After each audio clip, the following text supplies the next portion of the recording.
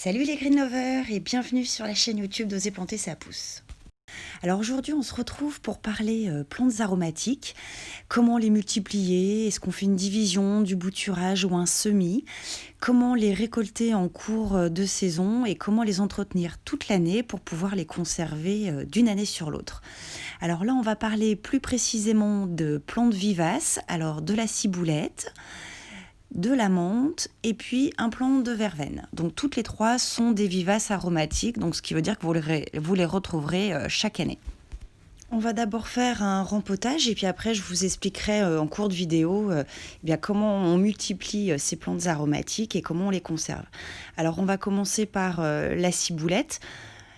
Et on va utiliser des poteries terre cuite, c'est quand même nettement meilleur pour l'échange thermique, pour ces plantes aromatiques qui apprécient le soleil. Ça va maintenir la motte au frais pendant l'été et au chaud pendant l'hiver. Donc très important d'utiliser des poteries terre cuite, percées au fond évidemment, et une petite couche de drainage faite de billes d'argile que l'on mettra donc au fond des pots. Alors je vais utiliser un terreau de chez Undergreen, un terreau pour plantes vertes traditionnelles. Je sais qu'ils ont aujourd'hui une gamme de terreaux plantes aromatiques, mais à l'époque je ne l'avais pas. Et puis de manière générale, je dirais que tout type de terreau convient très bien aux plantes aromatiques. Alors je vais donc disposer la couche de billes d'argile au fond de la poterie. Donc pour favoriser le drainage. Alors ce sont des plantes qui apprécient le soleil, ce sont des plantes du sud, donc il faut vraiment les exposer au soleil au maximum et il faut leur apporter à la fois suffisamment d'eau et une bonne couche de drainage aussi pour pas que les racines en fait pourrissent par un excès d'eau au fond du pot. Voilà, alors je me fais un petit peu de place pour pouvoir travailler correctement et vous montrer tout ça correctement. Alors, je mets donc ensuite, après la couche de billes d'argile, on passe au terreau. Donc, on remplit le pot en faisant un trou au milieu pour pouvoir accueillir la motte.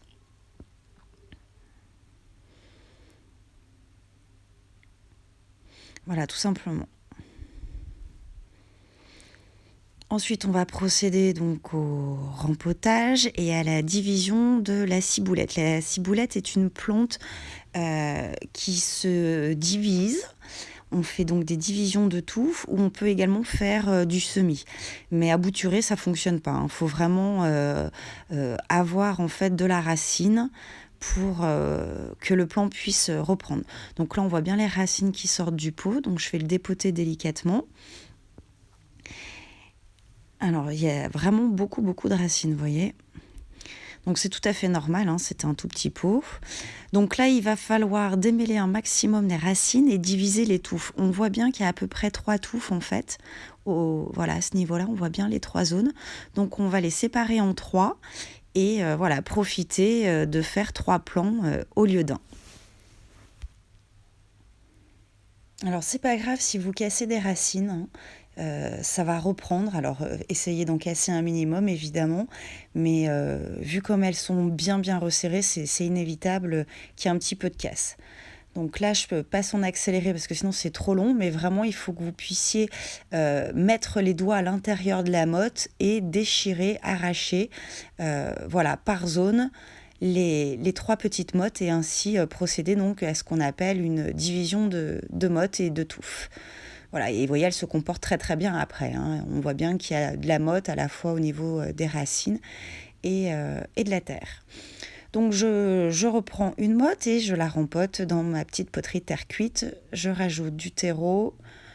Je tasse généreusement pour bien chasser les bulles d'air et que la motte tienne bien en place. Donc voilà pour la ciboulette. Alors, ça, c'est la division de la ciboulette. Quant à la récolte en cours d'année, en cours de saison, il faut que vous coupiez à ras vos tiges de ciboulette. Il ne faut surtout pas couper la cime. Au contraire, c'est une erreur. Vous coupez à ras systématiquement à chaque fois que vous faites une récolte de brins. Et puis, vous pouvez aussi la tailler totalement si elle n'est pas très jolie ou si elle a eu, par exemple, une petite maladie. Elle repart très bien. Alors ça ensuite, c'est donc la menthe. On va passer à la division de touffe de menthe. Donc c'est le même principe qu'avec la ciboulette. Vous devez séparer les mottes en conservant de la terre et des racines.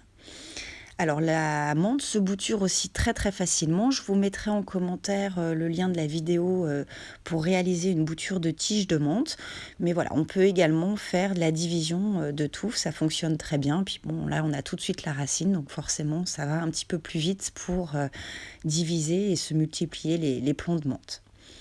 Bon, après, la menthe, c'est vrai qu'en pleine terre, c'est quelque chose qui se propage très très vite. Mais en pot, voilà, c'est bien de pouvoir et de savoir faire des divisions de motte pour se multiplier les plants. Alors, niveau exposition, que ce soit la ciboulette ou la menthe, c'est plein soleil.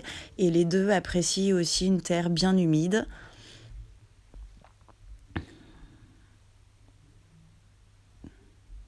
Bien humide et également bien drainée, hein. Voilà, parfois pendant les grosses chaleurs, je les bassine un petit peu parce que je vois que les feuilles sont un petit peu retombantes. Alors maintenant, on passe à la verveine. Donc là, la verveine, c'est un petit peu différent. Ça pousse plus comme un arbre. Donc en fait, il n'y a pas de possibilité de diviser la touffe. Il y a une seule et unique tige. Donc je la rempote uniquement comme ça. Donc en fait, pour bouturer la verveine, il faut procéder soit par semis, soit par bouturage de tige, mais pas par division de touffe. En tout cas, ça ne marche pas. Donc voilà les 3 petites plantes vivaces aromatiques. Et ça, je vous montre, donc c'est mon ancien plant de menthe qui est en train de repartir. Donc vous voyez, ça a été coupé à ras. Et elle repart, là, c'est le début du printemps. Elle repart tout doucement. Elle est restée tout l'hiver dehors. Elle a profité des intempéries. Et puis là, avec les chaleurs du printemps, ben, vous voyez, elle repart comme ceci. Donc c'est vraiment très facile de cultiver la menthe et c'est vrai qu'on s'en sert quand même assez souvent, que ce soit dans la cuisine ou dans les boissons. C'est vraiment une plante estivale. Alors ça, c'est mon ancien plant de ciboulette qui est en train de repartir également. Donc vous voyez, j'ai laissé en fait à la fin de l'automne, à la fin de la saison, les tiges fanées. Je les ai bien laissées sur le pot. Ça a permis en fait de faire un petit paillage pendant l'hiver. Voilà, toutes les tiges qu'on voit fanées, bah, c'est des ciboulettes de l'année dernière. Et ce petit paillage a permis de bien protéger la motte et le système racinaire pendant l'hiver. Et là, au printemps, quand ça redémarre, et ben en fait, vous arrivez très facilement à les retirer, ces tiges fanées. Il suffit de tirer dessus délicatement.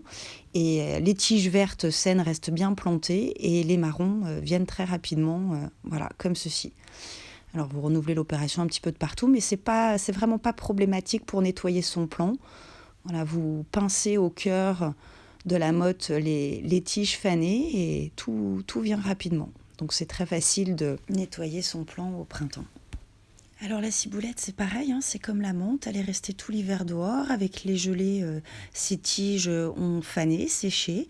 Et puis avec les pluies printanières et la chaleur, eh bien le plant repart. Alors pour récapituler, la ciboulette, on procède à la division de touffe ou de semis. La menthe, on fait la division de touffe ou des boutures de tiges. Et la verveine, eh bien, c'est par semis ou bouture de tige, pas de division. Et puis pour les récoltes, menthe et ciboulette, on coupe à ras. Et pour la verveine, on prend uniquement les feuilles et on laisse l'arbuste se développer. En hiver, toutes les 3 restent en extérieur, à profiter des intempéries. Et vous pouvez les protéger d'un voile d'hivernage si besoin. Voilà, j'espère que cette vidéo vous a plu. N'hésitez pas à poser vos questions en commentaire, à mettre un petit like et à vous abonner à la chaîne YouTube. Merci et à très bientôt.